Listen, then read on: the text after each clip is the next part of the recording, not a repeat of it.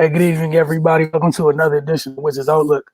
Tonight, Raymond Lyons, Wilson Tarpe Jr., and as always, here to talk to you about your Washington Wizards. Boston hangs on to beat Washington 116-107. The Wizards found themselves down by as many as 28 at one time in this one. Man, they fought hard to bring the lead all the way down to within two. Tied it at one point, and the familiar way that things fall apart down the stretch. Different teams, same script to a degree. Brad goes off in the first half to keep him in it. Defense is clearly optional for far too long, and a furious rally that falls short. So, Ray, your thoughts on this one? I'm pretty tired of reading this book over and over again at this point, to be perfectly honest. I mean, if you start the game with the intensity that you have during these rallies to come back from down 30 points, then you're probably not in that position to begin with. I just don't understand it. How they're not able to, to have solid starts. I mean, this is the third game in a row that's followed this exact blueprint. Go down huge early and then scratch and claw your way back, to lose by a couple points. I don't have any answers. Man. They look like two completely different teams at certain points during the game. Early they're not taking care of the ball. They're as you mentioned, they're totally neglecting defense, and they're just letting Brad go to work. But that takes its toll. And then when they need him to to really make that push at the end of the game, he's spent. So I don't know, man. And then early on there, they didn't do anything to kind of neutralize tackle fall. They just allowed him to control the game defensively, and for some odd reason, they kept attacking him at the rim. I mean, I appreciate the bravado, but nah, man, he's 7'5". Like, be smart about it. The one play when they had Thomas Bryant up top with the ball in his hand and Neto cut back door for a layup. I wish they would have done more of that. Get Taco involved in some pick and rolls, some dribble handoffs, something to get him away from the basket, since they were so intent on going to the rim.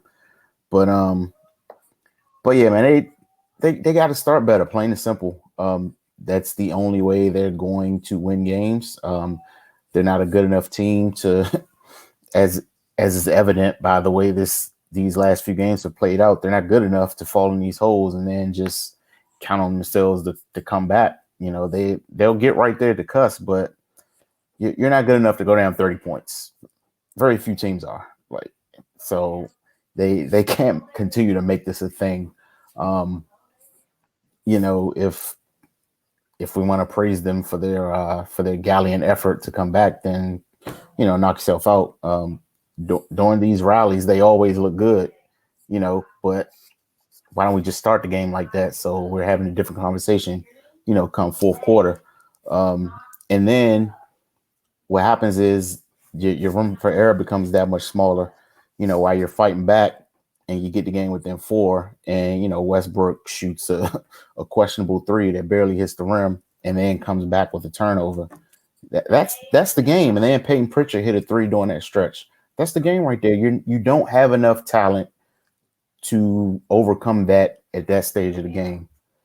So yeah, man, I'm not sure what needs to be done here. But they apparently this is how they choose to live their lives. So who am I to You're not gonna fight it. Who am I to tell them what's what, man? I'll just keep talking about it. But hopefully they understand that this is not the way to go for them. At this point, they're 2-7. The losses are piling up. And it's not getting any easier for them. So, I don't know what to tell you. I'm gonna try to, since you went full bad cop off the early. I'm gonna do something I don't regularly do and try to play good cop. This segment's gonna be pretty short, by the way. There's not too much good that happened. Garrison Matthews, I applaud him. He's the first dude who came in the game playing with a sense of urgency. Somebody looked like they was fighting, like, hey, look at me, please give me minutes. I'm doing everything you've been telling us to do. Like, I care on this end of the floor. He was hyperactive, got a bunch of deflections. He actually looked like he followed his man and stayed tied to him. So that stuck out to me because it was just weird. You know, you see Washington do it in little spurts. Doesn't happen too often. I'm gonna give Davies Bertans a little bit of credit tonight. He wasn't as seized defensively as he's been the past few games. There was effort there. He even had a block shot, or I think it's probably just one block, but there was at least effort at the floor. So I give both of those guys credit. All right, so like I said, that's the good. Oh, Ish Smith. A whole bunch of life with that second group that was in with Brad when they whittled down a 28-point lead in the third. Give those guys credit for their fight, but like you said, what's the point? Like, can I really give you a pat on the back if you had to fight like that just to end up losing anyways? Because why do you go into that hole? Like, you're letting, we're talking about Jaylen Brown and Jason Tatum. For the first half, everybody got clean catches. They were unbothered, no pressure. Marcus Smart's getting clean. Like, he felt super comfortable for most of this game. Saw Russ kind of really get into Jaylen Brown a little bit, but that was in the fourth already, which is way too late for it. And then this is something that's been irritating me so much. Like, obviously, we know fans, we hear the coaches, we hear the players talking. You can hear Scott Brooks scream move on the offensive end. I think it was, they made the run. It was Brad for the guys from the second unit.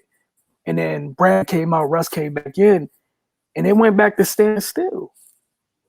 It was like you literally, for the last 5-6 minutes or whatever, you got back in the game because it was constant moving, y'all. You know what I'm saying? And then as soon as you take Brad off the court, all the good stuff just instantly goes away.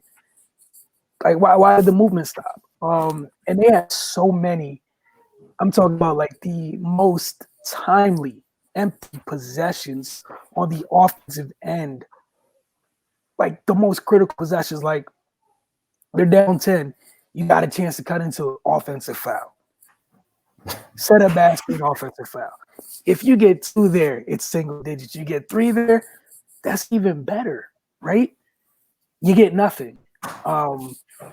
Then Boston goes down, doesn't get anything. You get a second possession. I think it ended up being a Russ 3. It's 2 empty possessions with the game within reach, right? And then Celtics sequence in, boom, Pritchard nails a 3. And Boston was wilding for a second. He hits a 3. 17 turnovers tonight. I know 17 on the grand scale is it's not the biggest numbers. For instance, Boston had 21. When you were watching that game, I felt like that 17 felt like 24 to me. Watching in terms of when it happened, right? Because me telling you that Boston had 21, do you really remember the 21 like that? You're like, man, they took away a couple possessions, but Washington's like, I almost can like vividly. And again, they felt like they were double because some of them when they happened. Mm-hmm. You get a team stumbling for a little while. Like Boston was cold for like a nice little section of that third quarter. Yeah, they made the run. Then they were cold down the stretch too.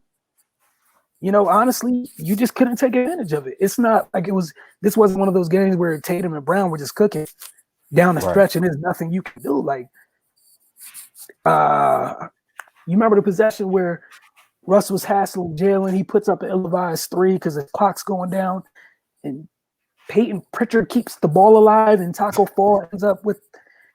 All right, okay, this is the thing also. The boards, right? Mm-hmm.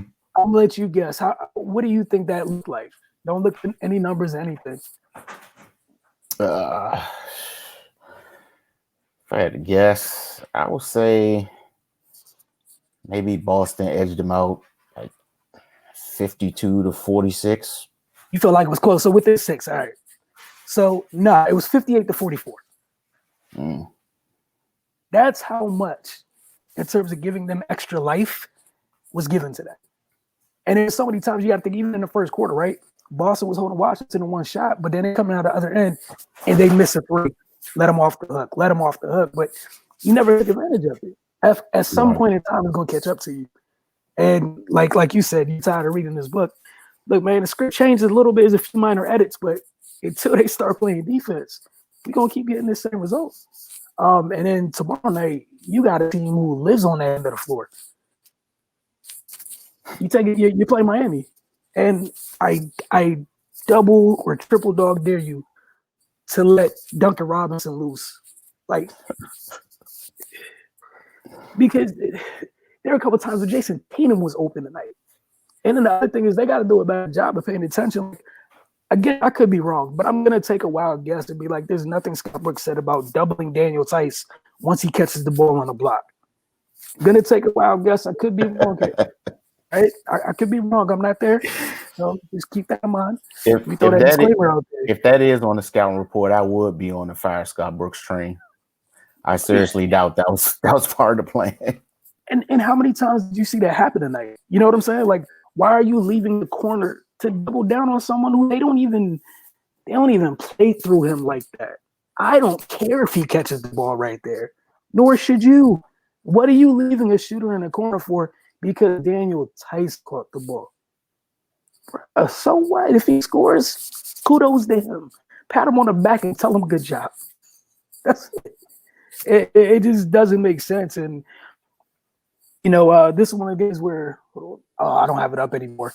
You know, with TB, played a team like Boston, like, I didn't even really feel like he was out there tonight that much. And he's in I'll get it up, not that I want him, but he's been huge. Like, he's been a vital part, a big piece to this puzzle. Arguably been the second best player, second most consistent player on his team this season. Tonight was kind of like that first night where you were like, ATB, where were you? Mm-hmm. And this is the thing with this group. And it's sad because I don't want to rail on him, but, like, they can't even afford for him to not, like we saw tonight. They couldn't afford that tonight. Just him being out of it, him having an off game, they can't afford it from anybody almost. And I love the point you brought up earlier about Bill. Like, he's cooking, it's efficient, but you can't count on that for 4 quarters, man. But all right, if share your final thoughts and then just some quick thoughts as you look into Miami. I know we'll have a fire graphic up tomorrow, courtesy of Cardell as always. But, you know, your thoughts as they on to Miami. Like, it's just like we're not asking them to be perfect for entire games. Like, that's not what it is. Like, we're not asking for that team that climbs out of 30-point holes. We know they can't keep that up for 48 minutes.